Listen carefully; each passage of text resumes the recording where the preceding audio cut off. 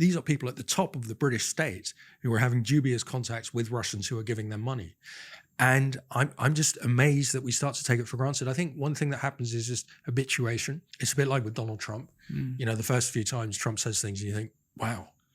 And then after 100 times you think, oh yeah, that's Trump. And it's a bit like that with the Tories and their nexus with donors who often have connections to dubious foreign regimes. In British politics, you rarely hear the C word. I am, of course, talking about corruption. That was until pretty recently. In fact, you would often hear it with the Boris Johnson government and the tail end of the Conservative Party having been in charge for 14 years. But how come things changed so quickly in British politics? Or maybe they didn't. How did corruption become such a central part of the politics of a country which for so long had seen itself as anything but? Well, those are precisely the questions at the heart of this book, Good Chaps by Simon Kuper. Simon, welcome to Downstream. Pleasure to be here. I have to say, one of my favourite FT columnists. I hope that's not damning with faint praise. Not at all. No, you know, my favourite, I have to be honest, of all time was a gentleman called Tyler Brule. Obviously, you'll know them. Some of our audience won't. Who left under rather murky circumstances.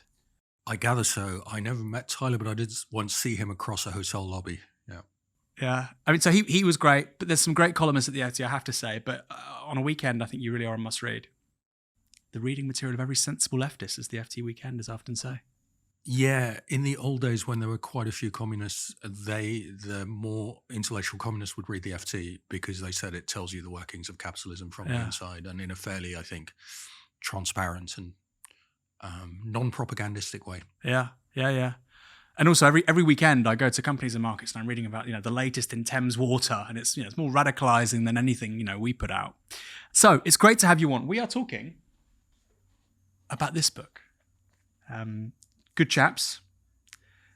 You are the best-selling author of Chums. You've published so many books in the last, how many years? In the last 3.5 years, I've now published 5 books, and I have a book about Paris, Impossible City, out at the same time as a book about British political corruption, Good Chaps. I can tell you if you're watching it's not healthy, don't do it. 5 is too many. The Stakhanov of political journalism. Yeah, there's been 7 days a week for several months running. I'm now trying to wind down, but the Paris Olympics, so yeah. So why did you do that to yourself? Well, after Chums, the publisher came to me and said, we think you should write a follow-up about British political corruption. And I thought, wow, because corruption is not a word we often use in Britain. It's often called sleaze, which is a euphemism. I don't use the word sleaze in the book at all. And like a lot of people, I had this vague sense that there had been an increase in corruption. I mean, personified by Boris Johnson, things like getting donors to pay for wallpaper had not previously happened in British politics, to my knowledge. And I thought corruption is really one of the most damaging things that can happen in the governance of a country. And once people at the top become corrupt, everybody becomes corrupt. So Britain is not a country where you have to pay a school teacher for good results or pay a policeman to get off a fine. But if the PM is doing this, what's the future? So I thought, yeah, I don't know much about corruption at that point. I really want to write this book. So I write books partly to teach myself. I write it as a way to educate myself. And this book taught you some things, I presume. Namely, the Good Chaps theory of government, which is what this title is all about. Yeah, so the Good Chap is an idea coined in the 80s and then popularized by Peter Hennessy, the academic, which is the way Britain runs. Is the presumption is the people at the top of the state are going to be good chaps. And so they don't need rules. Like, you don't need to say to them, you can't go from being prime minister to working for Vladimir Putin tomorrow morning, because of course a good chap wouldn't do that. And the good chap really existed. So in the decades after the war, leaders like Harold Macmillan or Clement Attlee were archetypal good chaps. So what is a good chap? In those days, it was a man who had often been to public school and then Oxbridge and then fought in a war. So Macmillan, Attlee, Anthony Eden, they'd all volunteered for the front in World War I. Even Winston Churchill, age 40, he goes to World War I as a volunteer and he's almost has his head blown off by the Germans. So these are people who believe serving the British state is the highest you can do. And because they're toffs, they think, well, obviously they should serve it from the top. They should be ministers and MPs. but they genuinely believe in public service. And they're not going to, lobby for corporate interests or go and meet the Venezuelan president paid by a hedge fund manager, as Boris Johnson did recently. And so this kind of good chap ethos, I call them public school toffs, it's still around, but it's heavily diminished. It's largely died off. You also have, of course, the left-wing idea of public service. And there are still millions of people in Britain who do public service. And there are school teachers and probation officers and garbage collectors and police officers. And they're not expecting to be millionaires. They don't want to take bungs. They want to be paid decently and to do their jobs. And their pay has been cut in the last 15 years, and they're watching somewhat aghast this going on at the top of the state, and they can't believe it because this public service ethos, which is really cross-class, is very deep in British society, and the Tories just think it's a bit ridiculous. So when did it start to change? I argue in the book that it really starts with Margaret Thatcher. Margaret Thatcher was not personally corrupt. So she had this kind of Christian ethos that, for example, when the ministers would meet to discuss Tory party business in Downing Street, they would have to pay for their own sandwiches because you're discussing party business. So the government's not going to pay for your sandwiches. But what Thatcher didn't believe in was public service. She thought people who worked for the state were sort of idiots, although she, of course, ran the state. And she had a public service ethos herself, but she thought it was ridiculous. She thought the highest thing you could do is make money in business. And those were the people she very much admired. So the ethos at the top of the state starts to change. And also importantly, Thatcher is the first prime minister who had come to adulthood after the end of World War II. So she didn't have the opportunity to serve in either world wars. She wasn't ingrained into that idea of public service. Someone who also had that, weirdly, was the Queen. So the Queen worked as a driver in some women's force driving people around on war business in World War II. So almost everyone in that generation had that, and Thatcher is just too late to have had that experience. I mean, you mentioned the Queen, but it's a classically sort of Republican mindset, isn't it? I mean, even though, of course, we're a constitutional monarchy, but this idea that the public good is the highest calling, the most important thing, it's more important than private interests. I don't know, because, if you look at those war memorials all over the country, they died for king and country. Yeah. And, I wouldn't die for the king. But actually, a lot of people in 1914 didn't think that was so ridiculous. And I think that if Macmillan or Attlee had died for the king, that was part of what motivated them. So I don't think that the public service ethos is by definition Republican at all. I don't mean Republican as in the absence of a monarch, but Republican in the sense that, when we hear about Machiavelli or Rousseau, this idea of a broader good trumping private interests. So in sort of classical Republican political theory view. If you want to call that Republican, I want to disentangle that from the idea that requires not having a monarch. Of course. I'm not personally wedded to having a monarch, but I think that for a lot of those people, also on the left, their idea of Britain is also, they take for granted the monarchy. Yeah. But it's the idea that there is a state and its interests trump any business interest. So it doesn't really matter what stock prices are. Yeah. It doesn't really matter so much what incomes are. So when World War II happens, everyone takes it for granted. Well, we're all going to work 6 days a week. We're not going to have enough food, and a lot of us are going to die. And there's almost no protest in Britain, either from the left or the right, once war begins against this. This is orthogonal to the book, but if we're trying to chart the demise of it, it's probably important to understand what its underpinnings were. The genius of the British state for much of the last several hundred years is allying a constitutional political order, obviously based on hierarchy, deference, authority, at the same time with this kind of Republican classical sense ethos. The body politic is the thing that really matters most. Public service is really important. That's the genius of it. What's interesting is you're saying this obviously begins to fall off under Thatcher, 80s, 90s, noughties. But of course, we still have a constitutional monarch. We still have all these major institutions which are still there. So your theory of change underpinning this presumably is there's a kind of cultural slippage because there are no major crises. We don't have any wars. If we'd had a war, maybe it would have carried on. Or well, in Chums, I talk about how my generation of, I'm not a Tory politician, but Tory politicians of my generation, like Johnson, Cameron, Rees-Mogg, they had grown up in a country without tragedy. So Britain is a country that for 350 years, there's no invasions, no famines, no revolutions, no civil war. And so you get kind of relaxed. And there are people at the bottom who suffer horribly. But if you're a Tory politician at the top, you think, well, politics is a bit of a game. It doesn't really matter. We can do Brexit, and if it doesn't work out, well, who cares? Whereas, I've just come back from Germany where I was covering the European Football Championship. Germany is a country where politicians know that if things go wrong, they go really horribly wrong.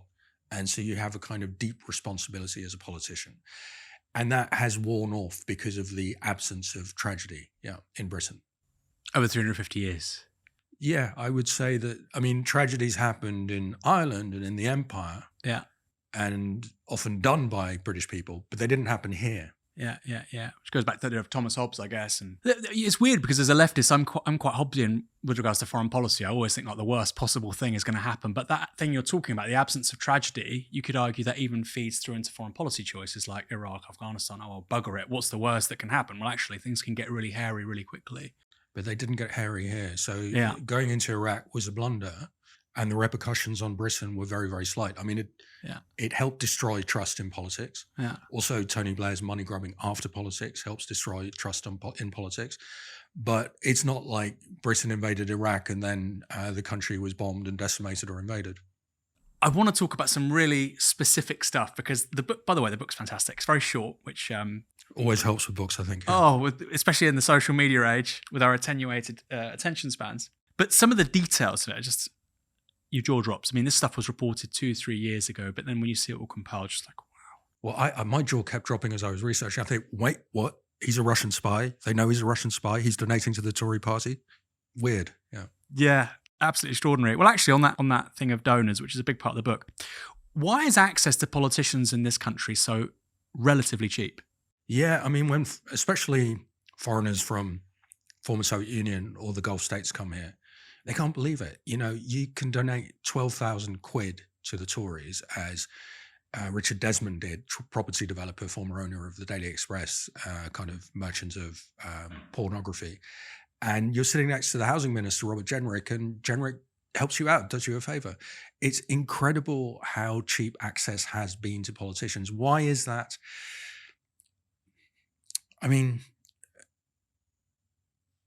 We have poorly funded politics because we don't have state funding of politics. So the parties are desperate for funding. And it's, as has often been said, it's a poor country with a few rich people in London. And so if you're one of those rich people in London, you think, well, 12 grand or 50 grand to become for a long time a top tier donor to the Tory party where you'd have regular meetings with the Prime Minister and the Chancellor.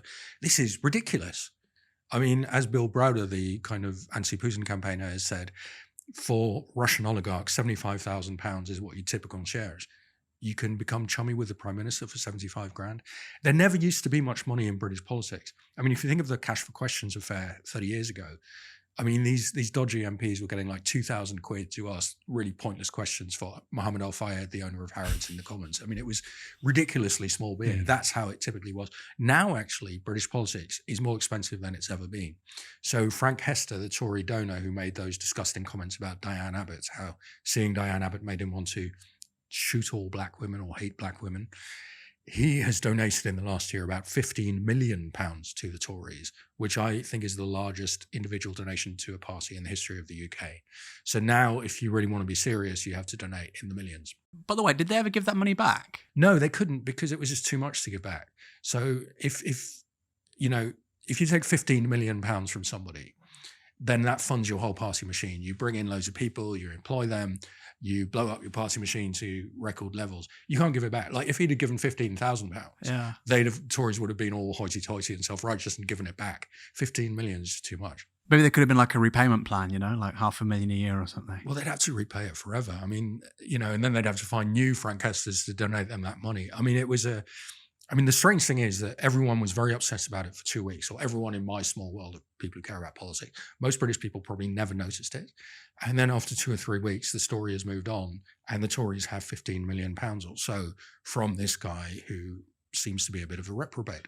Do you think most people don't notice it? Because the Tories have just got 6.5 million votes, which is really extraordinary. They've just had their worst ever electoral results. I appreciate they might not be able to recall Frank Hester, how much money he gave, what he said, but there has been this background noise and this kind of accumulative. So I think the public really detests corruption. They hate seeing politicians on the take. And the take they're most aware of is former PMs, because the PM is the most recognizable figure to even apolitical people. So everyone knows Cameron or Johnson or Blair. And so then when you see them, money grubbing for dodgy companies or for foreign regimes in the case of Blair in particular, but also Cameron representing Chinese interests. People have some sense of that, and it really turns them off. They think they're all in it for themselves, which is the most damaging thing you can think about your national politics, because then you also think all politicians are the same, and then you start to think of drastic remedies, so Trumpian style remedies.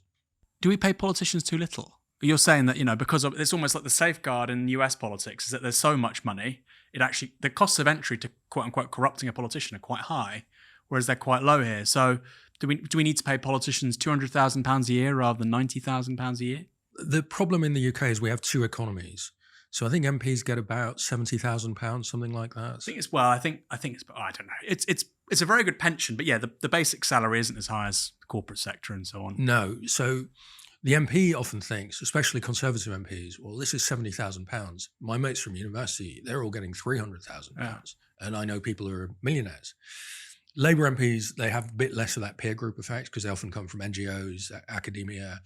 So they think £70,000, yeah. But in London, 70,000, if you're an educated person in London, £70,000 is not a particularly high salary. And so they complain. They think I'm being underpaid. Whereas it's double the average wage in Britain. And of course, a lot of people don't earn a wage. So I've just been in Walsall and Nuneaton writing about the West Midlands for the FT. There, £70,000 is a very big salary. Mm. So most voters in the country look at MPs and think, you're on 70 grand. Mm. That's a massive scam. And they're outraged at how high MPs are paid. So you've got these two measures, the London measure and the UK measure, and they just don't compute at all. I hear that a lot, that, MPs that don't get that much money. But then I think, well, how many people, like in the city, for instance, or consultancy, or even, your editor at the FT, who I presume is on much more than that, do they get 3 weeks off at Easter? Do they have to be in their workplace 150 days a year? I think MPs, most of them have two workplaces. You're at Westminster and you're in your constituency. And now you're often also doing fundraising. So I think it's actually an extremely hardworking job. Imagine having two places in different parts of the country. And then on weekends, you're expected to hand out leaflets in the city centre. I mean, my experience of MPs is, well, obviously everybody's different, but a bit of glad handing and going to small businesses and having a slap up lunch somewhere is generally how they would spend their week. I mean, my MP, for instance, Stephen Morgan in Portsmouth South, who Are you outing him as lazy? Pardon? Are you outing him? No, he's a very good MP. No, he's a very good MP. He's a very fastidious and public-minded MP.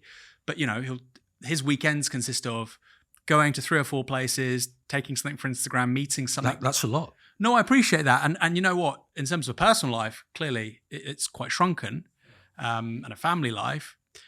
But and they have these amazing pensions. What would you pay? What would you pay MPs then?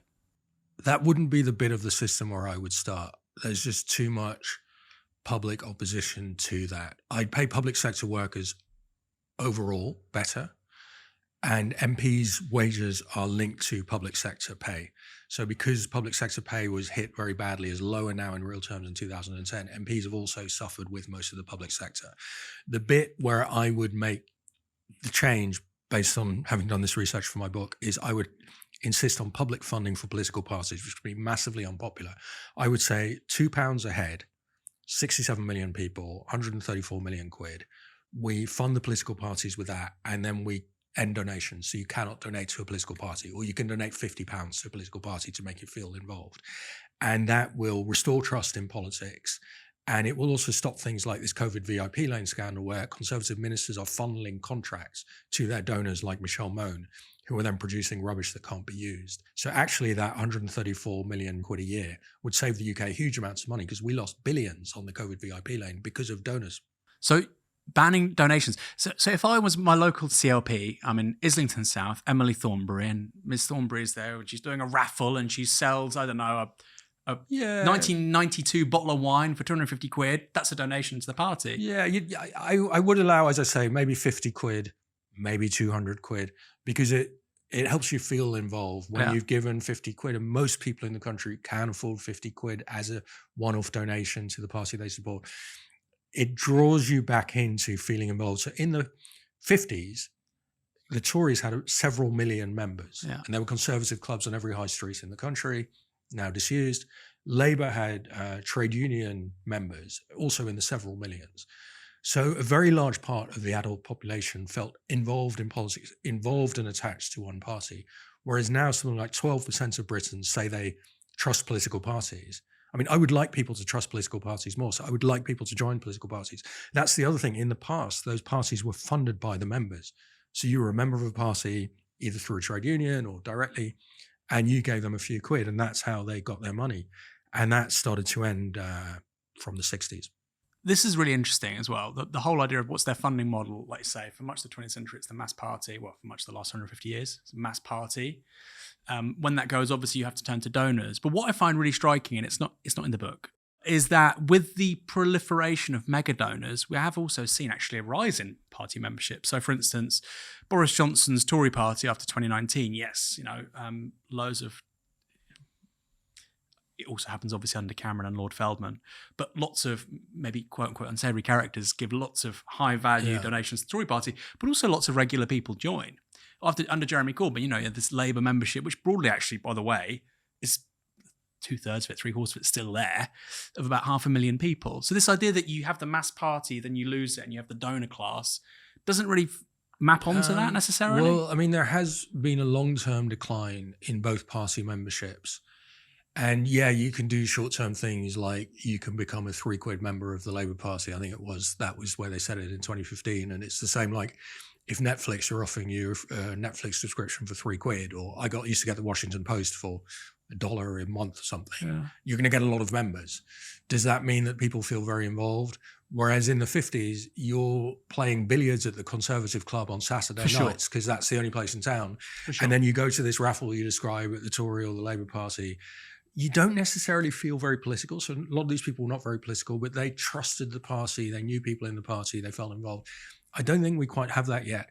And the spectacle of donors, although people are not aware of donors enough as they should be, because we know that the US is big money politics. Most British people haven't realized UK is also big money politics or small money politics. The spectacle of donors does help turn people off politics and make them less likely to join overall in the long run. I mean, Johnson was a galvanizer for a certain kind of right-wing person. Corbyn was a galvanizer for a certain kind of left-wing person. And then through, £3 membership, you can get a lot of people on board. I don't think that necessarily implies a lasting level of commitment. That's the straw man almost. But the SNP have a membership of 90,000 people. The Lib Dems have a membership of, I think, similar. The Greens have a membership of 60,000 people. Like in terms of civic participation in politics, something really strange has happened in the last 15 years. Where no, it's not in the 1950s. It's not high, but it's increased. There is rising, and like you say, it's a politicized minority of society. Yeah. I suppose I'm raising this because I wonder, is it possible to go back, Well, the other thing that both the Tories and Labour did is they gave a lot of power to the membership. I think it was Ed Miliband who let Labour voters choose the leader, and the Tories did something very similar where a mix of MPs and voters choose the leader.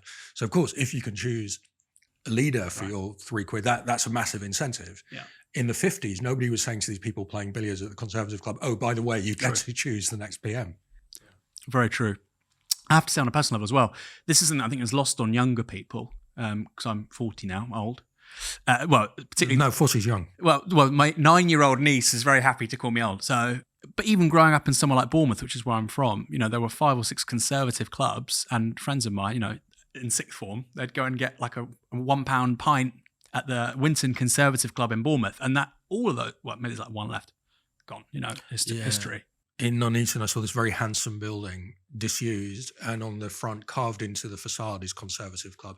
Paul McCartney, he says his first gig, was at a place called the Conservative Club in some suburb of Liverpool when he's about 15. I think he's partly embarrassed to identify it as part of the Tory party, but also when he played there, he probably didn't think, oh, this is part of a political party. Yeah. Just the Conservative Club was just a locale, like you'd now say, well, I'm going to the pub. Yeah. Talk to me about 5 Hertford Street, because I read this book obviously in the last week ahead of the interview, and you talk about 5 Hertford Street, and I thought, where have I heard this before? Jim Ratcliffe. I remember watching an interview with Jim Ratcliffe talking about 5 Hertford Street, and he said, you don't go, oh my God, you must come, it's brilliant. So what is 5 Hertford Street, and who goes there? 5 Hertford Street was founded about 12 years ago by a guy called Robin Burley. Burley, very posh Brit, stepson of Jimmy Goldsmith, who was this somewhat crazy entrepreneur, Anglo-French, who funded the kind of first Brexit movement in the 90s. He created this referendum party. Let's have a referendum on Europe. Well, we all know where that led to.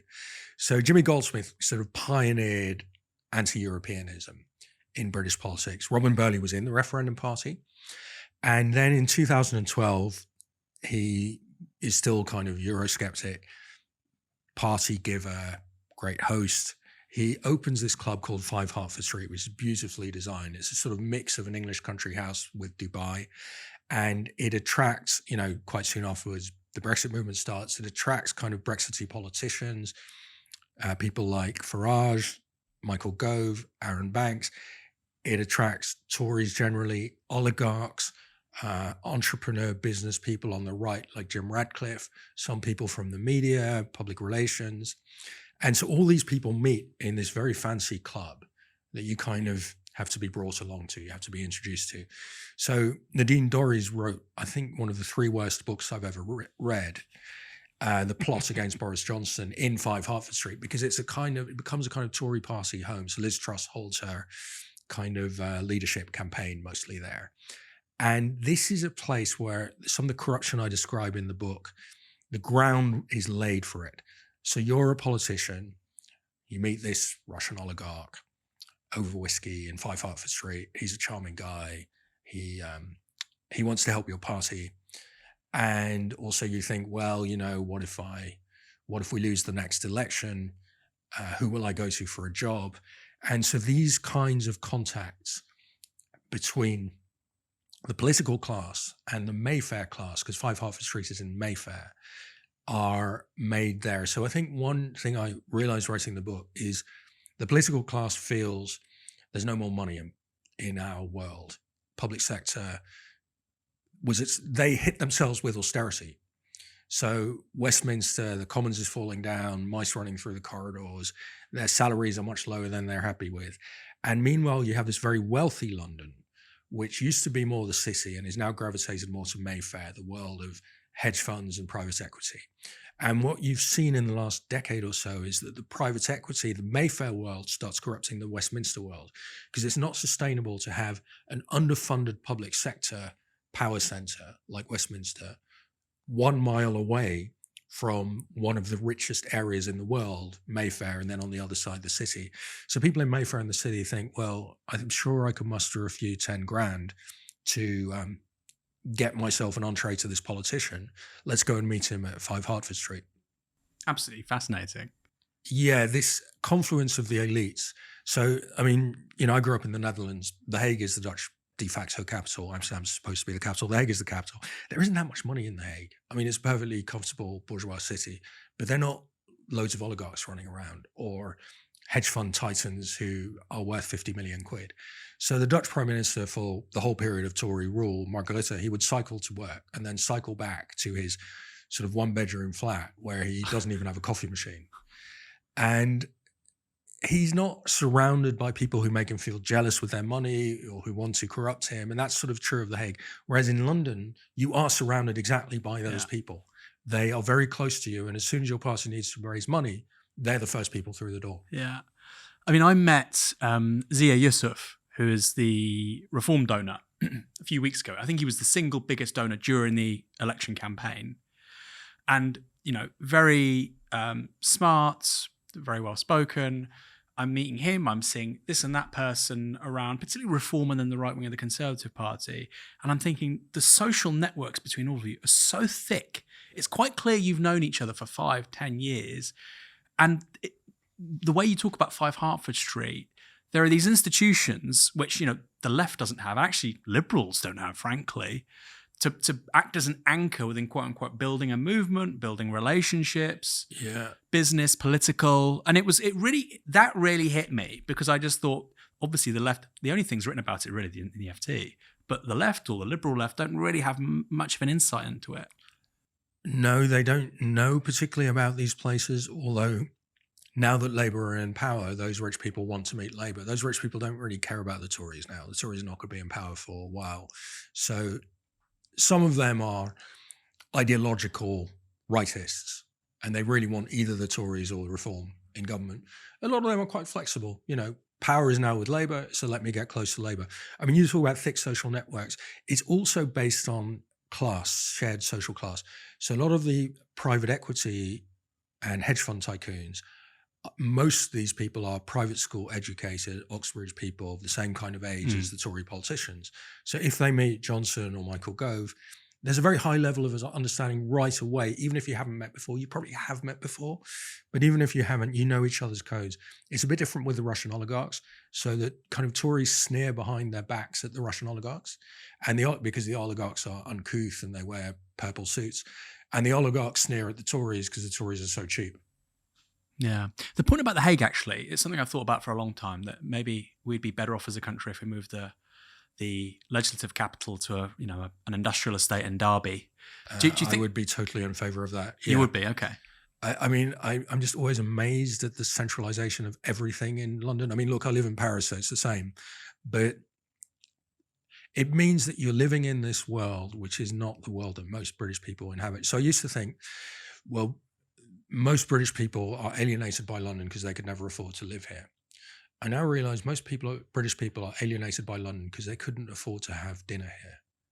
They just walk around London and essentially every place says to them, not for you, mate.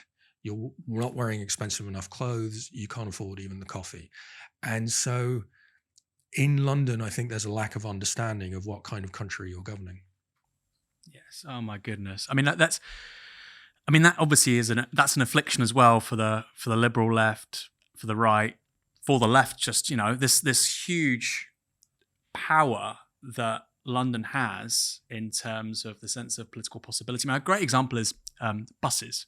If you live in London, you don't leave London, even if you're on a median income, progressive liberal left voter, you think more people are using buses. I've seen over the last 25 years, this is a great story. More people are cycling. The complete opposite is happening in the rest of the country, of course. Well, there aren't buses in a lot of places, or there are very few. And then in London, so I don't live here, but I take buses and I just flash my credit card and it gets me in. You can't do the credit card thing in Walsall, I think, because that demands quite an expensive technology to be installed. That's just not happening in most of the country. So if you come from the West Midlands to London, you think, what? They have this in public transport? Like the Elizabeth line, which economically huge boost to the most productive bit of the UK economy. But you come from anywhere else in Britain, you think, what, they built this here when the Londoners already have everything? I think I saw, was it Whitechapel Station? The rebuilt Whitechapel Station is going to cost something like £600 million. And then my favourite sort of story for this is if you go to AFC Bournemouth, I'm from Bournemouth, the nearest train station there is Folkestone. Developing country. Tajikistan would be embarrassed of it. And this is next to a club which is in the world's most, prosperous sporting league. And I think it's really lost on a lot of Londoners, actually, that asymmetry. The thing is, in the Treasury, understandably, they do these kind of cost-benefit studies. So if we spend 600 million on Whitechapel Tube Station, there's a lot of people there earning loads of money and they'll get to work 5 minutes quicker. Yeah. So it will pay off economically. You do that assessment for someone like Warrington, you think, well, it's not worth it, so we're not going to build it. So it becomes self-fulfilling. Everything gets built in London. Yeah, yeah. You say that Brexit fed corruption. What do you mean by that? And because, somebody might be watching this saying, well, that's just because you didn't like Brexit. I didn't like Brexit, but I have an argument about this, which is part of the Brexit idea was a similar idea you get with Trump, which is the people who run the country are these out of touch elite liberals, and they have these stupid rules, and they're these civil servants and judges and whining journalists who are trying to stop us doing things. Well, we represent the people. The people voted for Brexit, and we, the Brexiteers in government, we should be able to do what we want because the people are on our side and they're not on this whiny Islington side. And so when the civil servant says during the COVID crisis, well, Minister, the rules say you can't actually give this contract for protective equipment to a donor to your party without having any competitive bids. Then the minister thinks, oh, well, these blocking civil servants, I'm trying to save the bloody country and they're just getting in my way with all these stupid procedural rules. Or Johnson having a go at the judges who wouldn't let him close down Parliament. So Brexit is one strand of Brexit. Brexit is many different things. One strand of it is the voice of the people trumps rules. And so we're going to tear up the old rules. And of course, once you tear up rules, it's much easier to be corrupt, even if that wasn't your intention in tearing up the rules. So you've said that about Brexit, and I can recall a quote from Richard Tice, who of course was a very prominent person from the Brexit Party, that called the FT, the silly lefty newspaper. Yeah, he's a trendy lefty newspaper. Trendy lefty newspaper, so, yeah. There you go. For me, again, as somebody on the left, Marxist, that to me suggests a profound historical rupture just within the British ruling class, within the British capitalist class. That historic bloc that was behind the Conservative Party, let's say from 79 all the way through, well, until, very recently, until Brexit. The idea that you can have somebody who's quote unquote successful in business comes at the public school system saying that the Financial Times is a trendy lefty newspaper. I mean, let me defend the FT against your accusation first, because I like the FT. I think it's a very good paper. But I don't think we were on the conservative side. I don't think we were particularly on a side, but I remember in 1992, just before I joined, because I've been there nearly 30 years, one British newspaper supported Labour in its editorial before the election. Can you guess which newspaper that was?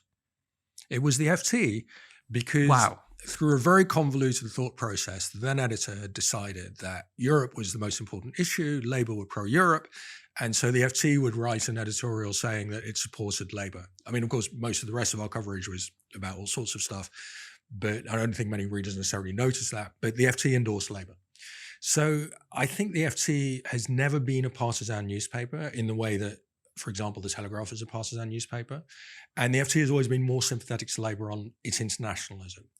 So I don't see FT as being part of this business bloc you described, but it is true that big business in 2016 was on the Remain side. Now, British companies don't really make political donations anymore, because New Labour made a rule saying that if you're a British company, you want to donate to a political party, you have to get shareholders' approval, which of course is a total nightmare. So you have to go to the shareholders' AGM and say, we propose to give the Tory party, 50 grand. And then the shareholders, a lot of them are very angry.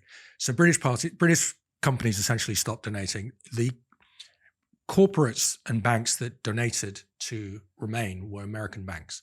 So things like JP Morgan and Goldman Sachs, very much on the side of Remain. What you get is people like Paul Marshall or Anthony Bamford or Chris Benodi, names that may not be familiar to many of your listeners, are these kind of private school educated guys who then create their own little company in the city and become very rich. So you're Paul Marshall, you create a hedge fund with a partner and you just make massive amounts of money. So these are really solo entrepreneurs.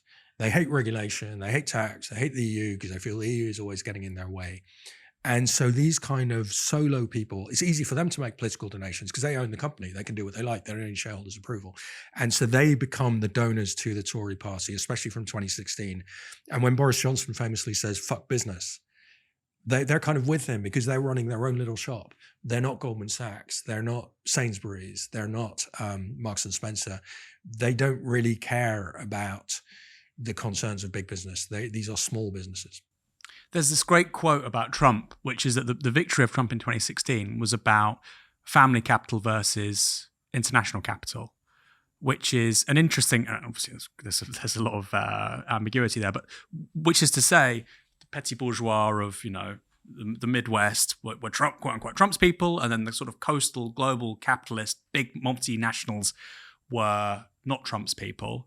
And I think there's something to that in so much as I saw with the Reform manifesto in the last election, there was an explicit play to the petty bourgeois, changing the VAT thresholds, changing the corporate tax thresholds, increasing the threshold at which you start to pay tax to £20,000. But what you're saying here with this analysis is that bolted onto that petty bourgeois sort of base are these relatively new operators in capitalism. Who are not petty bourgeois, but these are very rich Londoners. I mean, I would argue that the Reform and Tory base is largely not in the workforce. These are people who've retired. Yeah. And also, so that means that when you said to them, Brexit will hurt the economy, they think, well, I'm not in the economy. And they're not particularly, I think, voting on economic issues. So I'm not sure that you have that opposition. Yeah, the opposition I see is between corporations who mostly want free trade, and all of them want Britain to be part of the EU because, they just want to be able to sell their stuff and import stuff from Germany. And then these London entrepreneurs who want the EU to get out of their way and don't want any regulation on anything they do. It's a completely different mindset. I mean, as for Trump, the thing is that Wall Street and Silicon Valley to some degree are getting now on board with Trump much more than before. Very true. You mentioned Anthony Bamford and Paul Marshall. Who are these? But let's talk Paul Marshall, fascinating character. Who is this chap? Paul Marshall, he founds a hedge fund and he's also a very devout Christian. So he uses that money partly to become a major financial force in the Church of England. And he sees, I think, Christianity in a battle partly with Islam. So Islam is the enemy, and he has some very dubious tweets, which he later had to delete. And Marshall starts politically as a liberal. He's actually a Lib Dem donor. But then he gets the Brexit bug, and he becomes a leading Brexiteer. He co-founds GB News, which is, most people will know, this sort of far-right media outlet where he employs a lot of Conservative MPs. So you're a Tory MP like Lee Anderson was, and Paul Marshall pays you handsomely to host a show on GB News. So essentially, and Boris Johnson was, I think, very briefly there or agreed to go there. Essentially, a lot of Tories are on your payroll. And now Marshall, this may be slightly out of date, Marshall was trying to buy the Telegraph, the Daily Telegraph and the Spectator, which will be very important organs in the kind of internal fight in the Conservative Party as they decide which way to go, who's going to be their leader, or are they going to become Reform or not. So Marshall becomes a major funder of right-wing, anti-European, and also Church of England causes. So a lot of, Church of England doesn't really have any money. So a lot of the priests now being trained are financed by him. Yeah, you talk about a lunch that he's at with the Archbishop of Canterbury. Yeah, it's bizarre. I mean, Britain is such a strange world. So he's having lunch with the Archbishop of Canterbury at his hedge fund offices, Rowan Williams. And I guess Williams is there because, Marshall is a donor, is an important church donor, so you want to keep them happy. Williams, of course, is an old Etonian, but also I think I've been to a seminar by him. Brilliant scholar, hugely impressive guy. So there's a very complicated British situation. And then Michael Gove calls, this is just before the Brexit referendum, and says to Paul Marshall, should I support Brexit? And Marshall gives him his blessing. It's so weird how everyone in a certain British right-wing elite knows each other. The Paul Marshall thing is obviously long running and fascinating. Because, like you say, to buy an organ like the I know GB News loses around, I think, £40 million over the last, 80 million over the last 2 years, I think, but a lot of money, tens of millions a year. But to have a TV channel and then to be able to buy the Spectator and Telegraph, which we don't know what's really the future of that, but he's not that rich. He's not. I know he's got hundreds of millions of pounds. He's got hundreds of millions. He's not a billionaire. No, but I mean, he can be this major player in the UK media, but you wouldn't be able to do it in the US, for instance. No, I mean, small fry in the US. Britain is it's a deep discount version of US politics. So you can buy yourself in much more cheaply than in the US. And the other key thing about buying yourself into British politics, in the US, you have to, you want to get a bill through Congress. Every congressperson can decide how they vote. So they can say, I'm not going to vote your way. What are you going to give me? Yeah. And you can say, well, you're a Democrat. You should be voting with the Democrats' bill. And then Joe Manchin can say, oh, I do what I want. What do you got for me? And in the UK, you don't have to worry about MPs because the MPs have to vote with the party. Yeah. If you vote against the party too often, you get kicked out. So even Jeremy Corbyn very largely voted with the Labour Party when he was against the Labour Party. So the MPs are kind of voting fodder. They're not important figures in British politics. The only people you really have to get close to are the PM and maybe the leader of the opposition, or the opposition in Britain is usually just completely irrelevant because they can't stop anything. So the most powerful figure often in Western politics is the British Prime Minister. So Keir Starmer's power now is immense because he has a massive majority in the Commons. So if Starmer wants to pass a law saying, we're going to kill all the firstborn, most Labour MPs would vote for it because the whip, they don't want to lose their careers. So Starmer can get almost anything through the Commons. And so if you are a cynical person with a lot of money, your goal is just to get close to Starmer. And that's what people were doing in the Tory era. You wanted to get close to Boris Johnson. You donated enough money, you would see Boris Johnson every month. Just building on that for a moment, would you get rid of the whip system? Because it does seem to me that it is disposed to corruption. Or it's a very easy sort of theory of change. Because actually, theory of influence. I mean, using the US analogy, if every MP was free to vote however they wanted without career consequences, then they could sell their votes. So you would have 650 people who could potentially go around selling their votes. And so if you were an entrepreneur who wanted to buy a certain bill in the Commons, you would start doing that kind of thing. So actually, I'm not sure that whipping makes corruption more likely. What whipping does is it increases the power of government. You might like that, you might not. But what we don't have in the UK is a gridlock system. We have a system where the party in power can do a lot. The Tories actually in the last 2 years did very little, partly because they spent all this time on this kind of Rwanda fantasy, and partly because the party had become so disparate that Sunak couldn't actually pass any laws, even if he knew which laws he wanted to pass. And who's Anthony Bamford? Anthony Bamford, he runs this family company called JCB Diggers. You might have seen these kind of yellow diggers. So if you want a big hole in the ground dug for your construction site, you get JCB in. And he's a very big donor to Conservative and to Leave causes. And he was one of the donors who was pushing the Conservatives under Boris Johnson to a hard Brexit position. So a lot of people like him, they got fed up with Theresa May because she didn't want a hard enough Brexit. Bamford really doesn't like the EU. He had a conflict with the EU at some point, and he just wanted to be totally out of it. So when Johnson comes along offering a hard Brexit, Johnson does that partly because he knows it appeals to a lot of the donor base. Bamford loves Johnson. So when Boris Johnson left Downing Street, he goes and lives in Bamford's wife's Carol's house in, I think, Knightsbridge for a while. And he had this wedding reception with Carrie at the Bamford estate or one of their estates. So as a donor, you can get very cozy with the PM. And of course, when he did that digger going through those fake bricks, get Brexit done, that was a JCB vehicle? It was a JCB digger, yeah. So it's a kind of Conservative promo stunt done with a JCB digger. You also have various Conservative MPs standing up in the Commons and saying that JCB is a really good company. JCB had donated to them. I'm not alleging wrongdoing by JCB because you can, in the British system, it's perfectly legal to donate money to the PM, become Macy with the PM, donate money to MPs. That's the thing. It's all legal. We have virtually no rules on donations. And who's Ben Elliot? Ben Elliot is an Etonian, very charming guy. He's Queen Camilla's nephew, so very highborn. And he is friendly with Boris Johnson. He kind of knows all the posh people around town. And he runs this concierge company called Quintessentially. And Quintessentially kind of has a offer to billionaires and oligarchs. You're holding a party tomorrow night and you don't have enough elephants.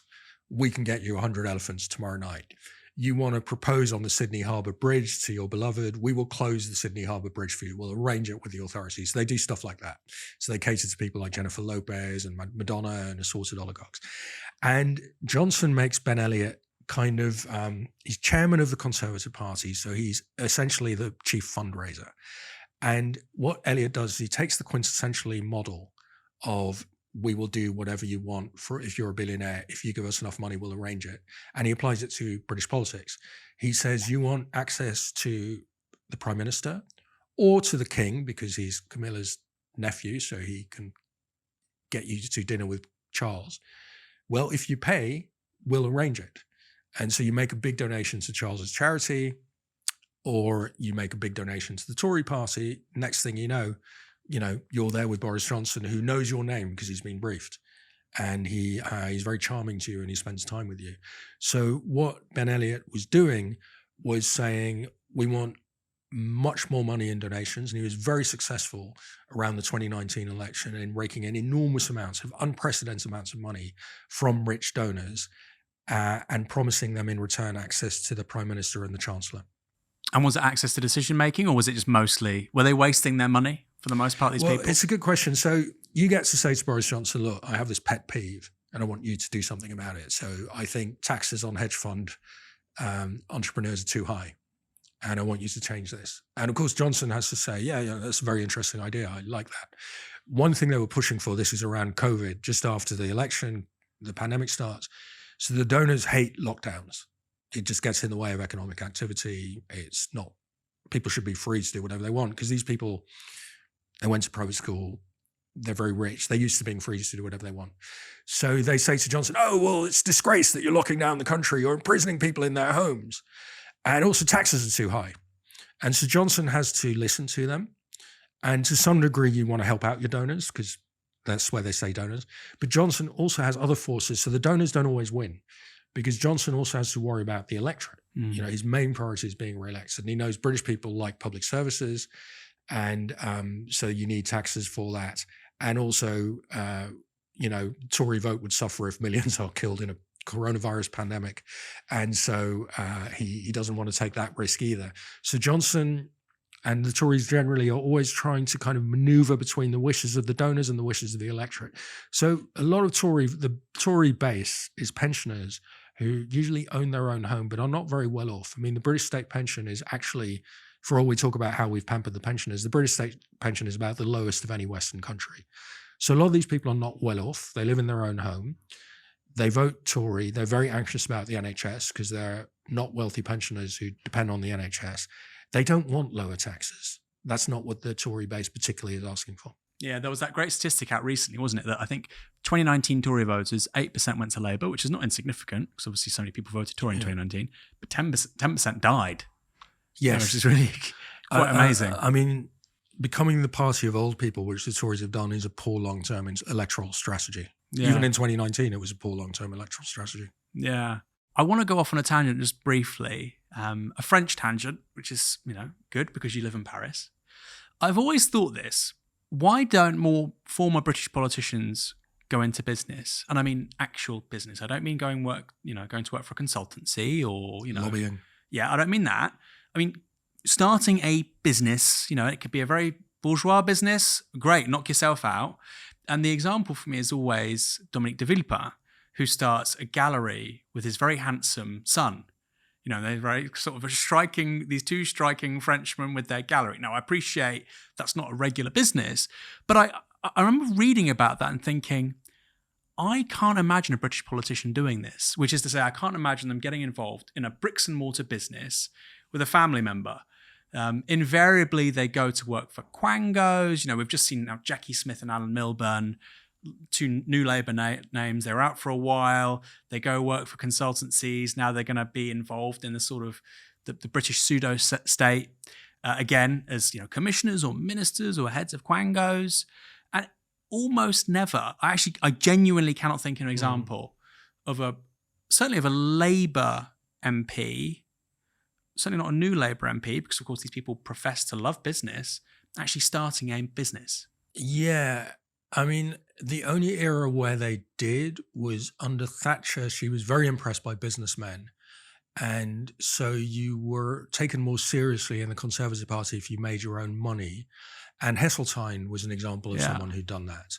And so she recruited a few people like that. So Heseltine genuinely started this media business and made it a big success. But after Thatcher, I mean, as everyone says, politics has become more of a career. So you enter it in your early 20s, you're a special advisor, or you're doing public relations for a party. Now with donations, party employment has grown. So the Labour Party, the Conservative Party are quite big employers now. And so there's a lot, if you're a 23-year-old interested in politics, a lot of jobs.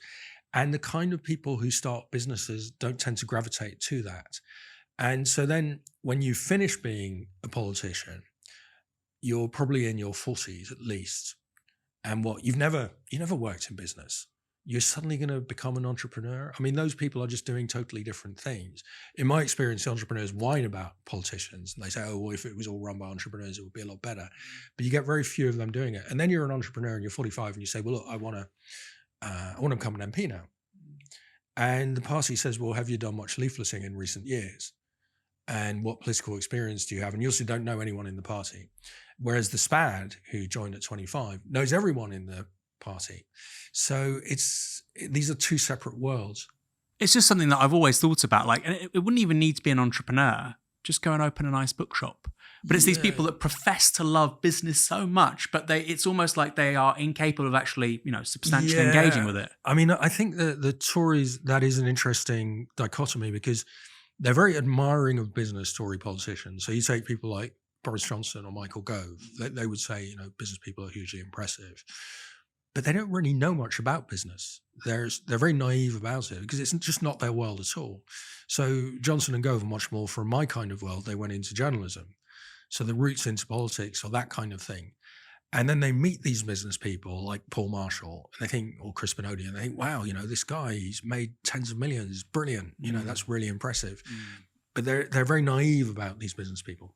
just kind of exotic, right? It's just a completely different Yeah. milieu and set of ideas themselves. It's like children meeting a professional footballer. They think, wow, but they don't really understand where he's coming from. But it is a similar milieu because often both the entrepreneur and the politician have been to the same school and university. And de Villepin is a kind of example of how that also works in France, in that, okay, he's opened a gallery, but, he's a French aristo, he probably has some family money. If you're the de Villepins, you open a gallery in Paris, the clients anyway, they come to you. So again, in France, often the business people and the politicians, they've known each other since they were 20 also. Sure. I mean, and that's true. I'm not suggesting Dominic de Villepin is some hero, but it's striking to me. I'll give you another example of this here, really. You've got Tony and Sherry Blair. Now, most people are familiar with Tony Blair post-politics with the Tony Blair Institute, raising right now hundreds of millions, particularly from Larry Ellison and Oracle. But, Sherry Blair has like a buy-to-let empire. They have like 19 properties in Stockport. And I just think, why? You know what I mean? Why not have like a nice cafe or, I don't know, bridal gown shop? Or I have no idea what you're interested in, but why don't you start a business? So you're talking about people starting kind of social businesses or a business for love, like a cafe or a bookshop? Or whatever, yeah. Or an entrepreneur. Make a ton of money offering goods and services. She probably is making a ton of money. That's the sad thing about Britain. You make money through real estate. Well, quite, yes. No, but invariably it's real estate. And again, it's the same with Richard Tice, right? Richard Tice said, I'm a businessman. You're in property. It's kind of, But I mean, if you really want to make a lot of money, I mean, in the last 20 years, that would have been the best bet. So Robbie Fowler, the former Liverpool striker, he also started, I think, quite successfully a real estate empire where he bought a lot of property in the Liverpool region. So that's the kind of Sherry Blair thing. I mean, that's one of that's kind of rentier capitalism. Yeah. So how many entrepreneurs do you have? I mean, you do have these kind of tech worlds in London, not very big, but that does exist. Yeah, it's just a bugbear of mine because at least if you have in the Tory party, you have somebody like Jeremy Hunt, who, I don't like the man. I don't dislike him. I don't know him, but I don't agree with his politics. But I do know that he started something. And of course, you could have some suspicions about, its relationship to, I think it was the British Institute and, the use of the products that he was selling. But he started something outside of politics. And it's with regards to particularly Labour politicians, it's a real worry for me because, like you said at the start, they come from NGOs, they come from activism, they come from the SPAD class, academia, which is great, but there's just a complete absence of any meaningful relationship with small and medium-sized businesses, the backbone of this country, frankly, the places that employ most people. Yeah. Okay, so you're running what I understood to be a far-left podcast, and you're saying there should be more business people in both the Labour and the Tory parties. Well, this is what I like about Dale Vince. Yeah. Right. Dale, it's kind of, strange. And it was quite funny for me hearing Labour right people on Labour Party conference a couple of years ago saying the T-shirts have gone, all the people here are wearing a shirt and tie. And I'm thinking, this guy's giving you the most money, Dale Vince, and he's walking around in a keffiyeh and a T-shirt. You have no idea what you're talking about. It's repeated as well with Keir Starmer. Keir Starmer's saying we need to unleash business, unleash growth. He's never worked in the private sector. Rachel Reeves, she's never worked in the private sector. And I'm not suggesting that you have to work in the private sector to be able to say those things with any authenticity, but it's just so notably absent from the Labour Party. So what I sometimes hear from business people is these politicians haven't worked in the real world. Yeah. And by real world, they mean business. And so their view is often only people who've worked in business have anything to say about the economy and how the government should be run. My view is, yes, you do need business people at that table, and you also want doctors and train drivers and pensioners. You want a kind of range of voices, whereas the Tories are very seduced by these business people who, they made them non-executive directors in departments and they're donors. So if you're a minister, you spend a lot of time talking to business people because those are your donors. So that is how business people enter politics. I mean, to me, the real world has many different and fascinating components. And in British politics, you do tend to get a sort of monochrome Westminster world. Yeah, I mean, just to put a full stop there, the reason why I'm saying this, you might be thinking, like you said, this far left podcast, why are they talking about this? Because it does seem to me that it's particularly with Labour, and I'm saying this now because, of course, they're the government, but if you have literally none of your people are coming from business, I'm sure some of them do now, they've had all these new MPs, but very few of your people are actually coming from the private sector, no familiarity with it. My God, the people, like you say, that are heading their way with these very large sums of money are going to be so exotic, so alluring. It's almost like I wonder, you don't really have an immune system. You don't have the leftist critique of big business because, of course, they're not Corbynistas, but you've also not worked and lived and existed in that world. So it makes you sort of uniquely open to shysters. And of course, the paradigmatic example here is Peter Mandelson. Yeah, Mandelson is obviously very attracted to wealth and very interested in becoming wealthy. And I don't think that's true of most Labour politicians, sort of, because by definition, all their life choices, most of these are educated people, and they've made life choices that reduce their salary, in that they go into NGOs. Starmer, he case a barrister for a while, but then he's director of public prosecutions. They are often in academia. They've chosen jobs where you don't get a great salary. I think the thing that will help protect them against corruption is because the public is really done with that. Right. And Labour is much more worried about public opinion than the Tories were, because the Tories thought, we've won 4 elections, people will vote for us whatever. And now we've lost our common project, let's just enrich ourselves individually. And Labour think, oh my God, I can't believe the British people have voted for us, because they almost never vote Labour. And the tabloids hate us, so we've got to be on our best behaviour. And so also the Labour peer group of these people, the people they've met socially, the people they went to university with, they're just less well off than the peer group of Tories. So I think that initially the corruption temptation will be lower.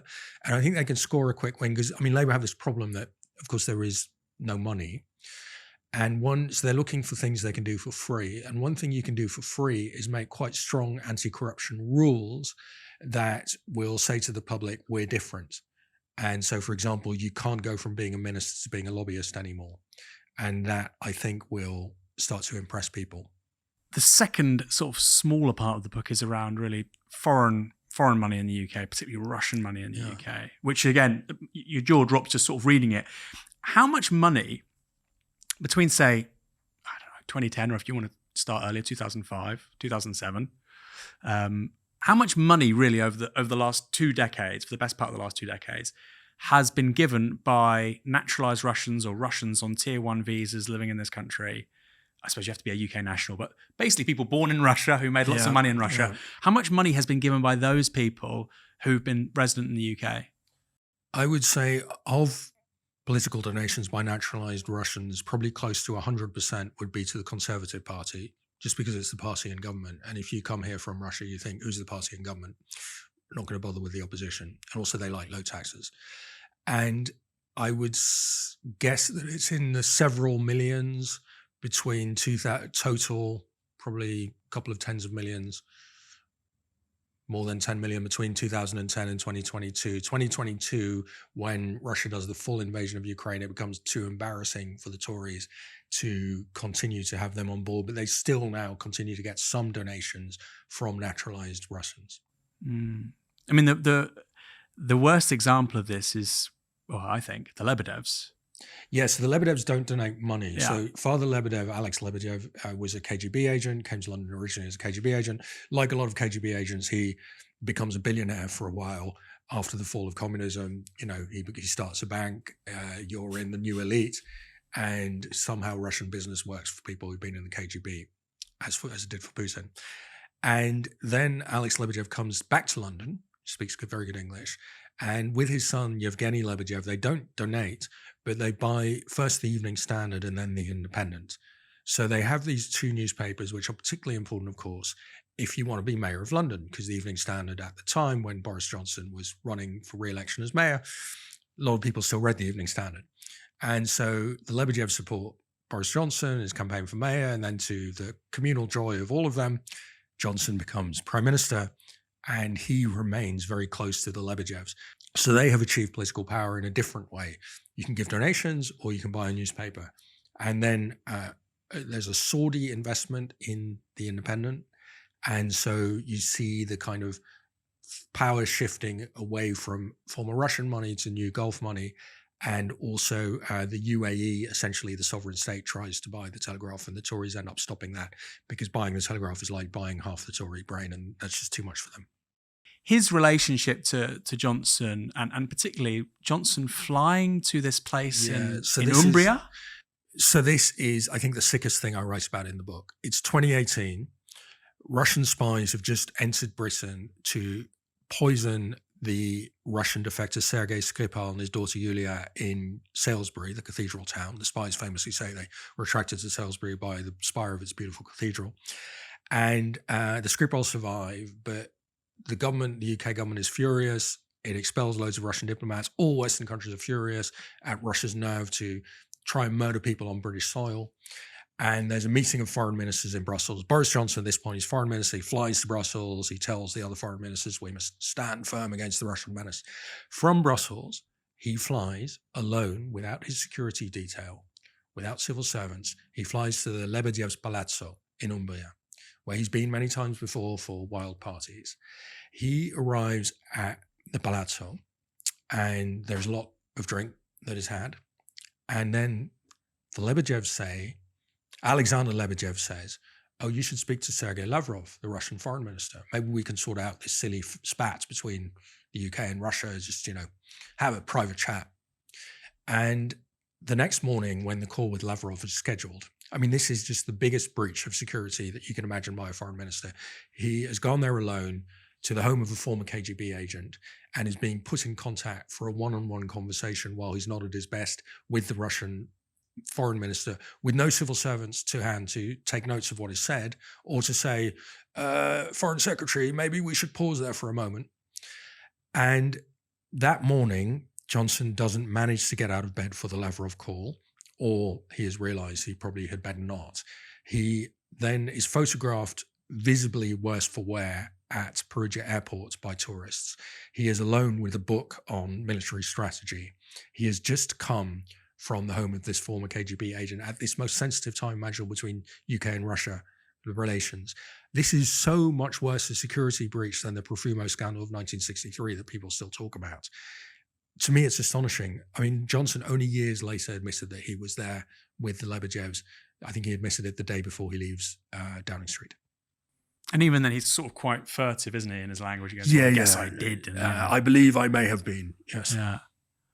Is it because there was just so much of it? I mean, obviously, we saw this all play out in real time. I would read people in the FT, or you'd see on Twitter or in Byline Times, these great stories that were breaking all the time, great in terms of interesting. But it was almost like there was so much. Now that you're relaying that again, with the benefit of hindsight, the severity and significance of it is just, jaw-dropping. Yeah, so I was reading this and I just kept thinking, what? I mean, this is somebody close to the Russian state who is donating to the Tory party and is buying access to the PM. How does that work? And I was just astounded. I mean, I wrote a book once about a British KGB agent, George Blake. And, he was this minor MI6 agent. He defects to the KGB. It's a huge national security crisis. He's given the longest jail sentence in British history. This is so much worse because Blake was somewhere in the middle of the ranks of British intelligence. These are people at the top of the British state who are having dubious contacts with Russians who are giving them money. And I'm just amazed that we start to take it for granted. I think one thing that happens is just habituation. It's a bit like with Donald Trump. The first few times Trump says things and you think, wow. And then after 100 times you think, oh yeah, that's Trump. And it's a bit like that with the Tories and their nexus with donors who often have connections to dubious foreign regimes. Yeah, I mean, in terms of the punishments that people should be getting, what do you think they should be? Because obviously that's the big disincentive to doing this stuff is the plausibility of a serious punishment, which in the book, repeatedly, that's not what's happening to people. Yeah, so I mean, your chance of being arrested as a British politician is close to zero. I mean, I tried to work out what you would have to do to be arrested. The police understandably don't want to get too much involved in investigating politicians because it's embarrassing for them. The police is also just massively underfunded. So, if you commit a crime in Britain, your chances of being tried are very close to zero anyway. And that's true in British politics. Keir Starmer has talked about prosecuting politicians. I'm not sure we want to devote those resources. You can also, a lot of people make honest mistakes. I mean, do you want years of being prosecuted and then it was an honest mistake? What I would say is there should be a dishonorable discharge. So you were a minister, you did something bad. That goes as a mark on your record, like leaving the military. It means that you are known forever as somebody who gave money to donors or whatever, gave contracts to donors. You cannot get into the House of Lords, your pension will suffer. I think those kinds of things are more realistic punishments. I would also have sort of strong rules. Like if you want to be prime minister or a minister, you should sign a contract saying, I pledge that after being prime minister, I will not do any kind of lobbying. It doesn't have to be called lobbying. Anything that looks like representing a corporation to government, I will never do for the rest of my life. Maybe I will never work for a corporation. And if you say, well, I don't want to do that, that dissuades me from being prime minister, that's great, because we don't want someone like you as prime minister. We want people who are doing it for public service. After being PM, you'll get a good pension. You can go and give a speech at some fatuous banking conference like John Major very respectably did. There's just loads you can't do, and ministers as well, because now you get loads of people who've just left the Tory government who are looking for jobs, lobbying the new government and lobbying civil servants on behalf of people selling to government. So that revolving door is just noxious.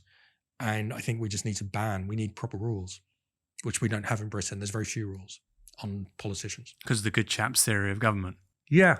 Just they wouldn't do that anyway. So you didn't have to tell Clement Attlee, well, look, Clement, after you step down from Downing Street, you can't fly to Venezuela to meet Nicolas Maduro, who's not recognized by the UK as prime minister, and meet him on behalf of a hedge fund manager who's paying you. Attlee would have said, what are you talking about? Never, I think Anthony Eden became Chancellor of Warwick University or something and, tended his sheep. These people, it didn't occur to them to do that. There also wasn't that much temptation on offer. Boris Johnson does it. So you need rules. Tony Blair does it for Saudi Arabia, for Kazakhstan. You need to say the damage that you, Blair, are doing to the image of the UK by going around with these dictators is just too dreadful. And so we're going to ban you from doing that stuff. And the happy thing writing the book, I discovered there are still some good chaps. So I would cite of recent PMs, John Major, Theresa May, Gordon Brown, I think have all behaved quite well after being PM. Yeah. The thing about Blair, let's go with that for a moment, because I suppose there's an argument here. If I was a Brexity conservative type watching this, and I hope they are watching this because maybe some of them might change their minds, they would say, look, you're just picking out the idiots who weren't very good at covering their tracks. Yes, that's true. Boris Johnson did that, but Tony Blair went to speak with George W. before the Iraq War. Something similar happened. There weren't people there taking notes at one of those famous meetings on George W.'s ranch, I believe. I'm sure you think Blair would meet W without anyone taking notes. I mean, I think that happened once. Right? Okay, that's not good. Yeah. No. So, but the extreme point here is, Mandelson was on, which you talk about in the book. Yeah, I talk about Mandelson. I talk about Blair in the book. Was Deripaska's, but I think it's important just so that people don't think we're just bashing, one side of the political spectrum. But what they would say is that, look, he's just very stupid, Johnson. And people like Blair are actually incredibly clever. They like you say, they start the Tony Blair Institute. I mean, look, Larry Ellison, co-founder of Oracle, has given them $100 million. He's going to give them another $270 million. This just dwarfs anything. Yeah, well, so the Tony Blair Institute has become essentially the biggest think tank in the history of British politics. Yeah, easily. And because Blair, he is motivated by money, but he likes power and he wants to influence the UK. What you're now going to get is the Tony Blair Institute has policies prepared for everything that any Labour government might want to do. And they've written it out. And they're going to say to Starmer, look, we have a policy on housing. We have a policy on net zero. Here it is. But is that corruption? Well, what Blair has done is he's very legally gone and worked for Saudi Arabia and Kazakhstan because there are no rules against that in Britain. And he's got a lot of money from Larry Ellison, who's a kind of soulmate. And instead of just buying mansions, he had enough mansions after a while. He thought, I want to use this money to develop this massive think tank, which is going to create kind of Blairite policies for Britain and then give those policies to Starmer. So what you're getting is these ill-gotten, legally gotten, but I think immorally gotten funds, often from dictatorships, are now going to be recycled into producing policies for a new UK. Policies that I would probably be more sympathetic to than you. And I think more grown-up policies than we've seen for the last 14 years, but certainly funded by dubious streams of money. Well, you say that, but I mean, for instance, Ellison bought that company a couple of years ago, didn't he? This health data company. Yeah. They spent tens of billions on it. And I think any sensible, even a decent person on the centre, I'm not suggesting on the centre right, but a decent person on the centre right would say, actually, this looks too much like a pay to play and there's clear conflicts of interest. And I appreciate what you're saying. There are people in those milieus, Blairite milieus, who obviously they're going to govern in a more sensible way than we've seen in the last 14 years.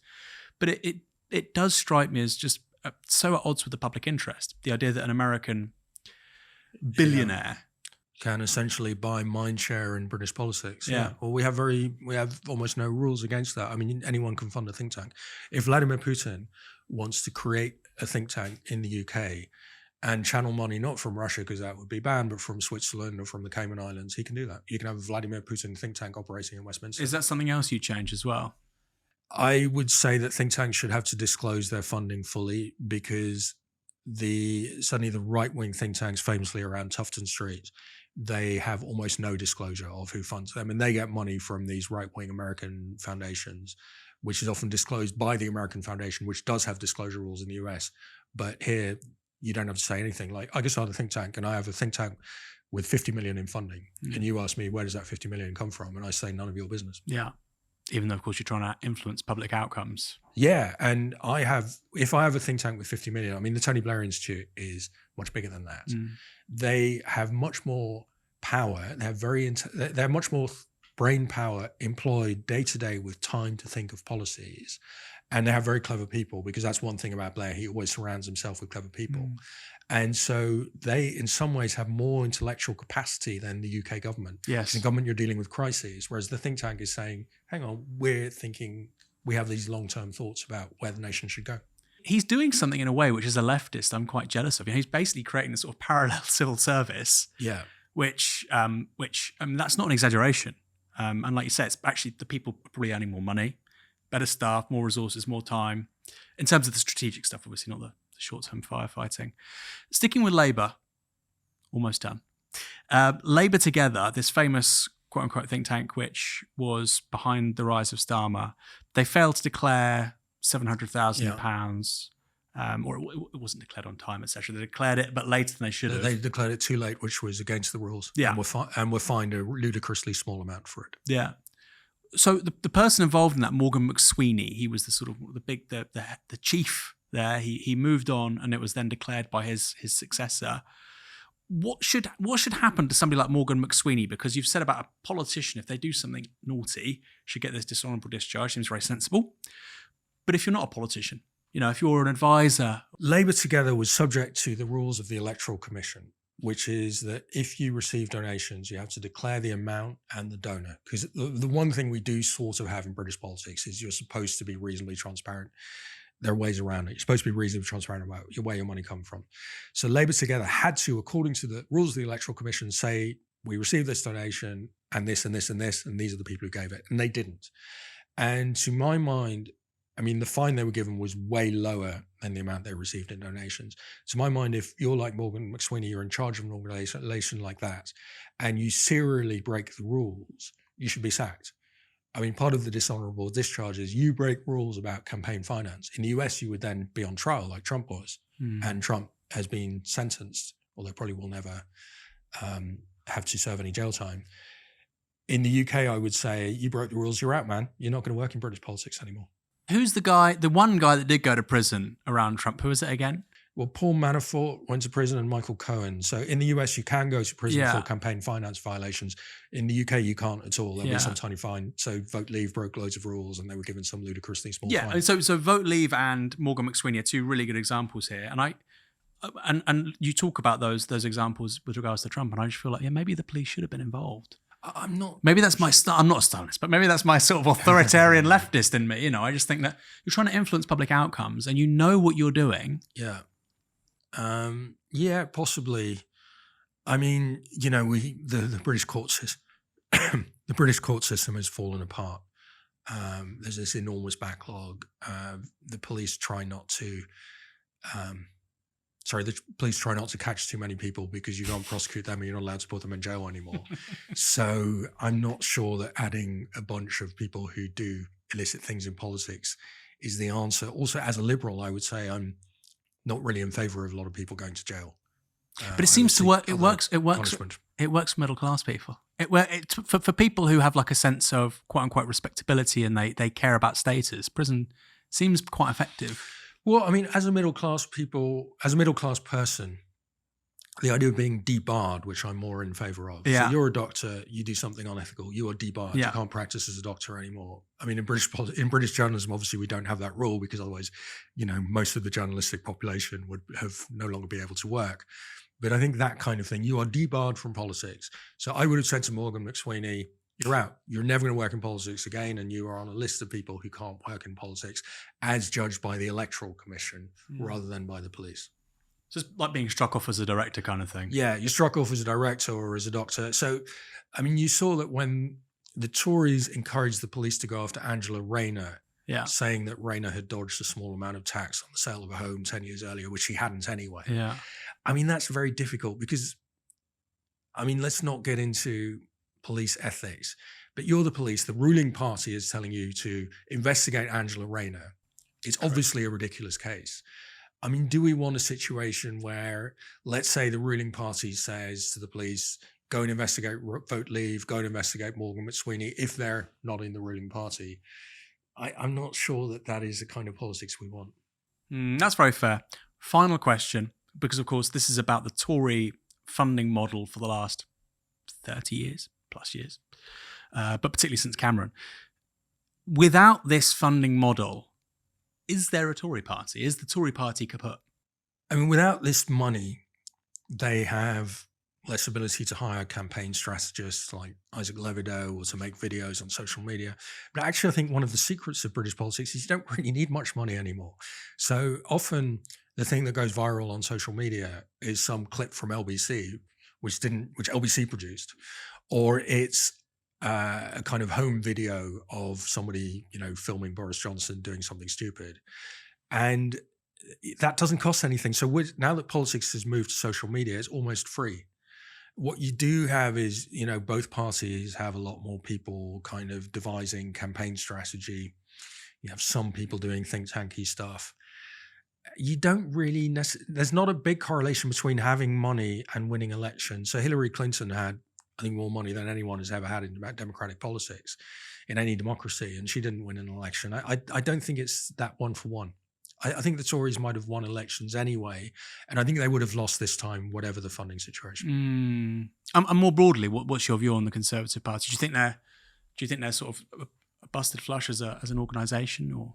I think the brand is really strong. I mean, in 2005, that's how old I am. The FT said to me, "You got to do a piece on the Tories, like, are they dead?" The Tories in 2005 had lost 3 straight elections. They were a kind of laughing stock. And so I went around and spoke to a lot of people like this young leadership contender, David Cameron, Michael Gove. And I came away and I wrote a piece, which is one of the few pieces I got right. I said, in British politics, they'll be fine. All you need to do in British politics is you go and sit in the centre. I know that you and your listeners won't necessarily want to hear this, but that would be my campaign advice to anyone wanting to get elected. You're the opposition, go and sit in the centre and wait for the ruling party to screw up, because they will screw up.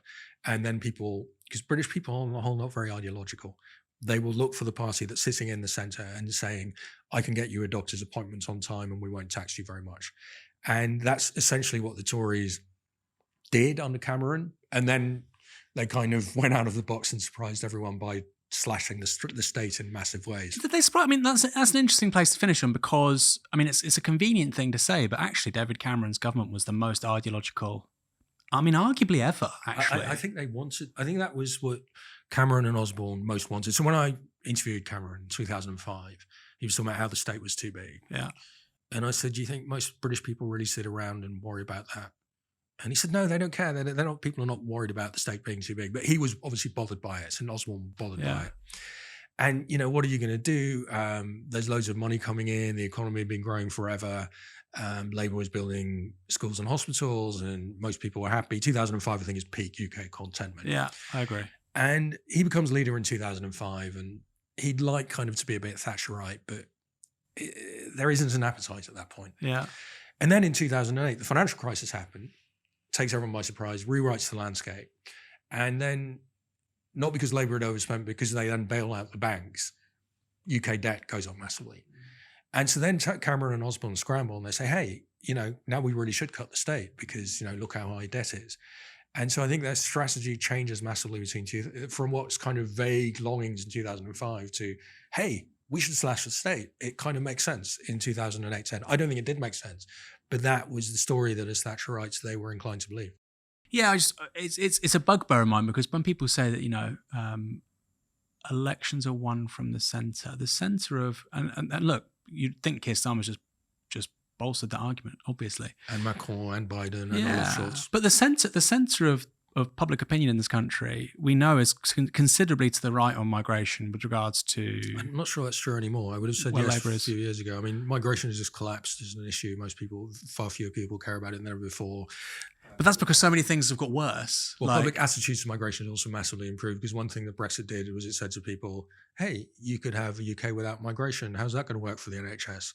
And suddenly there was this massive realization, especially after COVID, that the NHS exists because of migration. I mean, I remember seeing polling about, because we've had 1.3 net migration in 2 years, and I remember seeing polling, even a majority of Remain voters thought that was too high. Even a majority of Remain voters. So, I mean, I don't know if that's necessarily true. Well, I mean, migration hit unprecedented levels. I mean, nobody had imagined this kind of level of migration. But if you ask people about attitudes to migrants, they are the softest it's been in the 40 years since we started measuring this. And also the kind of awareness. So it used to be, oh, migrants are taking our jobs. Well, there's full employment now, so that's not what people are worried about. Yeah. And also the thing that's under strain in Britain is public services. So who are going to work in public services? They're not going to be Tory voters because they don't work anymore. Yeah, we'll leave it there. We could talk all over again about something else. You've got a football podcast as well, you were saying before we started. Heroes and Humans of Football. We take the hero, we show you the human in their social and political context. So what kind of heroes and humans are we talking about?